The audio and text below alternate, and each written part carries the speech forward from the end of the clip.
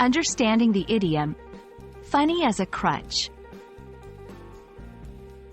Hello, language enthusiasts. Today, we're diving into a rather intriguing English idiom, funny as a crutch. Although it might sound peculiar at first, idioms like these add color and depth to the language. Let's unravel the meaning behind this phrase and explore how to use it effectively in conversation. Despite what you might first think, the phrase, funny as a crutch, is actually used to describe something that is not funny at all.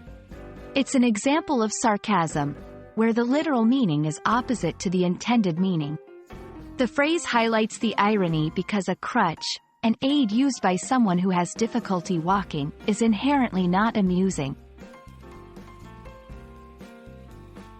The exact origin of funny as a crutch is somewhat unclear, but it's widely believed to have emerged in the early to mid-20th century. It reflects a type of humor where the stark contrast between the literal meaning and the situation creates a sarcastic, and sometimes, a darkly humorous effect. Using funny as a crutch appropriately requires understanding the tone and context. It's commonly used to express displeasure or disdain for something that someone else might find amusing or trivial. For example, in disapproval, he thinks leaving the work until the last minute is fine? Well, that's about as funny as a crutch. To express sarcasm. Oh great, another traffic jam. This is as funny as a crutch.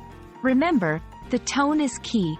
It's usually used among friends or in casual settings due to its sarcastic nature.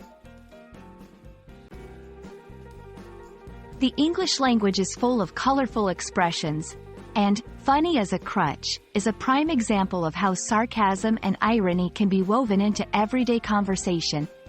It's a phrase that packs a punch and conveys a strong sentiment without being overtly offensive. We hope you found this exploration both enlightening and, unlike the phrase itself, a bit fun. Happy learning, and see you in the next video.